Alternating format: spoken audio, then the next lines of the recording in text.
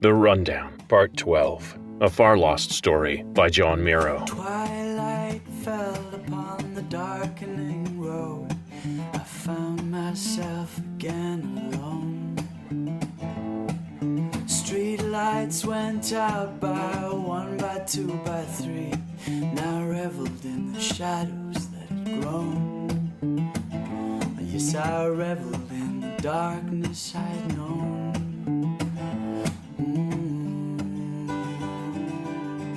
System Guard Officer Donal Tyzan looked out at the stars, frozen and motionless beyond the porthole despite the roar of the engines of the small interceptor craft that carried him. They might never change, he thought. Those stars were eternal, while the lives of those trapped beneath them burned brightly and then faded away. So much had changed in his life. So much had been found, and so much lost. Once upon a time, until not long ago, Donal Tyzan had a brother. Not a DNA brother. Well, he might, but Donal couldn't remember that far back, so that's not who he meant when he said brother. His first memories were of screams and pain. Actually, most of his young memories were of screams and pain. That's what happens when you're raised a slave, digging radioactive ores out of a barely pressurized asteroid mine. Donal had always been a big kid. The injections his masters gave him helped with that. The best workers got the best injections. Sometimes the injections were all it took to make sentience dig. The masters liked it best when their slaves got nice and addicted. Not Donal. They kept him strong but didn't pacify him, or make him grovel and beg, or perform some of the favors he saw the other boys shamelessly give for another prick of the skin or hiss of the injector. He looked away when he saw those things happen. As far back as he could remember, he was too small to resist the guards and their hurting boxes, so he never tried. When he grew into his skin, he just didn't care about the others anymore. That happened, too, in the mines. People died by the ton. There was always a cartload of bloody boots, slashed tentacles, hands with nails ripped clean off that would never move again. The masters left the cart right in the middle of whatever cave they were working to encourage people not to care about anything except doing exactly what they were told. Since he was big and strong and didn't fight back, Donal lasted much longer than most in the mines. Then the giggler showed up. They didn't call him that at first. The master's new productivity manager was a Skanen, small for his species but still bigger than most of the slave crew. Every morning he'd bring the injections, and for a while the mostly human crew breathed a sigh of relief. He might have been weird. How often did you ever hear the giant insectoid alien Skanens giggle? But for a while, there were no more violations, no more sick pleasure taken from hurting slaves in the dark. Even Donal felt dirty inside, turning his back against whimpers in the middle of the night. Then the giggler told them they all had to work faster, had to produce more to get their food, their injections, to stop for water and rest. When the sleep shifts were cut to 4 hours a day, the grumbling started. That's when the giggler earned his name. 3 giant tumbler brothers stood up to the giggler after a 4th brother died in a mineshaft collapse. They surrounded him, enraged, tentacles thrashing and coating the walls and other slaves with black blood dripping from their cracked black tentacles. The other slaves huddled against the walls, shocked at the disobedience. Later, Donal remembered why it happened, but it would be a long time before he understood why it happened. Family. The Skanen's silly giggling got even higher pitched when he tore the 3 tumblers apart. Donal had stood and stared, enduring the giggler's anatomy lesson. First, he ripped the spherical exoskeleton of the first tumbler brother apart, tore all the tentacles off its body. Then he made it watch as he eviscerated its brothers with the shattered bone fragments. In the coming days, there were twice as many cartloads of bodies in the middle of the mine. Everyone worked to exhaustion. got up before the Giggler's prod, beat the master's quotas even, but still the bodies mounted up higher and higher than ever before. More bodies, bloodier, destroyed with loving sickness, and always those obscene giggles echoing off the walls, until one day something broke inside Donal, and he did not look away. Perhaps it was the exhaustion. Perhaps the peculiar yellow color of innards spilled out of the old man who had shared his food tray with Donal just an hour before. Donal moved silently behind the Giggler. It leaned forward, its upper limbs resting on its middle limbs, and its lower legs stepping on the old man, savoring his final twitching moment. Donal slammed the long-bodied drill behind both the Skainen's knees, and it toppled backwards. The giggling stopped, replaced by surprised, papery rattling from its mandibles. Donal put a stop to that too when he activated the drill and bore a hole through its skull and shook its brain to paste. Then he turned and lay down by the wall, ready for the thumping of the master's armored boots and the inevitable example they would make of him for all the other workers to see. He didn't care. All that mattered was he'd never hear that giggling ever again. The silence dragged on. None of the workers moved. Terror was mounting. The absolute helplessness and despair of slaves afraid to even enjoy the momentary respite from suffering he'd given them. Donal's lips curled as he began to hate them all. The groan of metal, the crack of Skainen chitin, and the tumble of bodies startled Donal back to his feet. A boy, older looking than Donal but much smaller, stood on the opposite side of the cart of dead closest to the Giggler. Or rather what was left of the Giggler after the boy had used a long metal bar to tip the heavy metal ore cart. The closest end to Donal had crushed the Giggler's entire head and shoulders, erasing the evidence of Donal's defiance. Donal stared, dumbfounded, at the boy, who nodded back before tossing the pole away and adopting the same frightened position as the rest of the workers, curling into a ball near the far wall. Only then did the heavy boots of the masters thunder in the corridors, coming closer. The asteroid mine claimed many more lives before their masters fell, but not Donal's, nor Sala's. There was always another taskmaster, and always danger. More danger now that the two had found each other and became family. They had something to lose now, besides what both assumed would be short lives.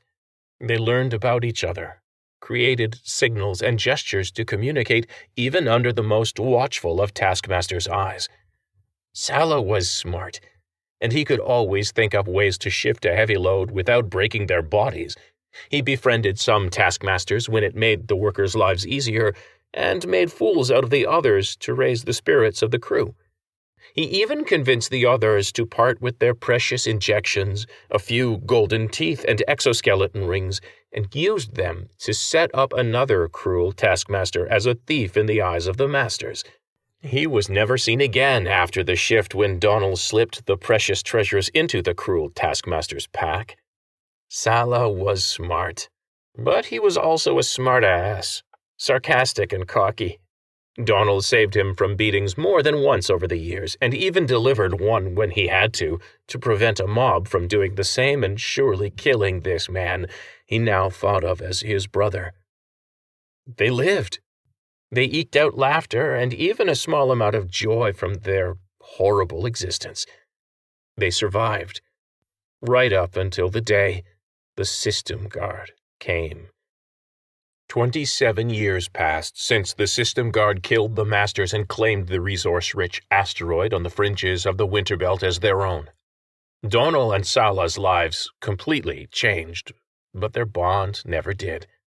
Both were sent to Academy Rock, the System Guard's military academy for young sentients. They learned something bigger than themselves, something that would not rest until the tyrants and cruelty that festered all across the system was beaten back, just as the guard had done when they'd chased the dragons and their vile followers, the Tears, out of the sky cities, and freed millions from the kind of terror and slavery the brothers knew all too well. They grew up. They kissed girls. They played sports. They became academic rivals, vied for the affection of the same woman once or twice, but always patched those wounds and found new ways to challenge each other and serve the guard. Donal would never forget the day, not long before graduation, that he and his brother had stood arm in arm, cheering with the crowd, thousands strong, as a kilometer-high hollow field of Admiral Robeson announced the final Dragon Clan's defeat after months of all-out war, the goal of which had been nothing less than the destruction of Academy Rock asteroid and the System Guard shipyards orbiting Kesh. After the Academy, the brothers proudly accepted commissions in the System Guard. Both started as soldiers, but after several campaigns against tier holdouts, pirates, and unfriendly states, their paths diverged. Donal showed a capacity for leadership, but an even greater capacity for putting a stop to troubles that superior firepower could not solve. After several tours as a border guard and then as a police guard showed Donal almost all of Farlost, he found his niche as a police guard liaison officer. For years, Donal had thought of himself as the brother who solved problems with his fists, where Salah had been the clever one who could talk his scrawny ass out of situations he didn't have the muscle to solve. As men, both surprised themselves. Donal learned his emotional intelligence and communication skills made him indispensable, handling politically sensitive situations with System Guard allies and even some of the neutral states. Salah developed his physical skills far more than he'd ever believed possible before Academy Rock, at the behest of the officers who groomed him for service in espionage roles, and later became a key strategy planner for military operations across Farlost. Through the years, the men never lost touch, never stopped thinking of themselves as brothers, as family. Salah retired early. Salah had seen and done things in the service of the guard that he couldn't quite live with. It was war, Donal would say in hushed tones, over drinks in the officers' quarters or walking empty halls, and only then. The guard had given them their lives, shown them the mysteries and wonders of the worlds, but the pursuit of order and justice, the goal of saving an entire civilization from barbarity and destruction, was not a gentle business, nor was the guard understanding of treasonous talk. In those quiet moments, Salah would smile and recite the words about the great honor of serving the guard being worth the cost, but by the time Salah retired, the smile would never quite reach his eyes. They kept in touch, borrowed a guard ship once a year to revisit the ports where they'd served and fought in their soldiering days, taunted each other when their favorite teams fell each season, sent each other the ugliest sweaters they could find on their birthdays, which, since they really didn't know, they had dreamed up for each other in the horrible dark of their childhood in the mine. Salah took a job working for the Kesh shipyards that was quickly expanding the System Guard fleet. There he served as a liaison between the CEO, a quiet Skanen father of 4, and the System Guard. Donal had liked the man. He didn't act like a man who'd inherited his fortune. He treated his wife and kids well, he treated Salah well, and he'd even provided the ship for their last vacation together, a luxury yacht, which was quite a step up from the System Guard ships they'd begged, borrowed, and just about stealed for their previous jaunts.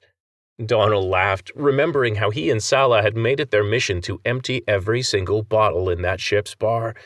Thank God for autopilots, they both had said numerous times, heads hanging in toilets, or potted plants, or one time on the control system for the aforementioned autopilot.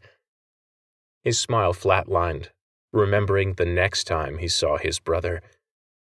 On another hologram, but not one in a message Donal had been expecting for weeks, since shipping off a truly hideous neon blue and yellow striped sweater to his brother, care of the Kesh Shipworks, where his brother would be returning to work shortly after volunteering his services to the CEO and his family on a vacation cruise of their very own. No, this video had streamed across Farlost. This video had his brother in it, But Sala didn't get to say a word. This was the infamous Roland Bird video. Donal had watched with growing horror as Roland himself tortured the insectoid Skanen CEO's children in front of the man, tearing exoskeleton off, slicing eyeballs, eye stalks, while they cried. Watched Roland thank the CEO for helping him send a message to the system guard before he pushed him into the airlock with his family and spaced them all. And then, almost as an afterthought and horrific backdrop to a smiling Roland Bird facing the camera as he demanded the release of political prisoners and contested territories from the iron fist of the system guard, Donal watched Bird's men march the CEO's Manta and human crew into the airlock to space them too, for the crime of collaborating with the enemy of freedom. Donal watched Sala silently but passionately plead for his crewmates' lives through the airlock window as the still-smiling Roland Bird cycled it open. And then Donal watched his brother disappear, sucked into the black. Donal stared at the stars, so distant, so cold, so unmoving. He felt numb. He had, since he'd heard the news, seen the news. He had called in every favor he could and gotten himself assigned to the team hunting Bird down. He'd felt nothing for months. Then someone slipped him unofficial word that a Black Ops team was bringing Bird in, until a mercenary named Bayman beat them to it and sold him to Locklaw Sky City. Something about handing him over with a ribbon on it at the opening of talks with Haven SG, about reopening formal discussions, trade negotiations. Donal didn't really know and he didn't really care. He had other plans for Roland Bird. The stars outside the window spun as the guard ship carrying him nosed down. Inside, Donal felt eagerness grow, and for a moment it covered the pain of his festering heart. The curve of planet Casti filled the window now, and floating high up amidst white clouds, Locklaw Sky City. Once upon a time, up until not long ago, Donal Tyzan had a brother. He felt something now. It wouldn't live long, and when it passed he'd once again be as cold and dead inside as the light of the stars. But he'd enjoy it while it lasted. His brother's killer was down there, somewhere. Donal looked down and swore an oath. I am coming for you, Roland Bird. You have been listening to The Rundown, a Farlost story, written by John Miro. Learn more at servingworlds.com. Opening music, Everything Is Not What It Appears, kindly provided by Nate Maingard at natemaingard.com. Closing music, Full On, by Kevin MacLeod of Incompetech.com. If you like what you hear, you can become a patron and support more stories at patreon.com/servingworlds. Thanks for listening. See you next week.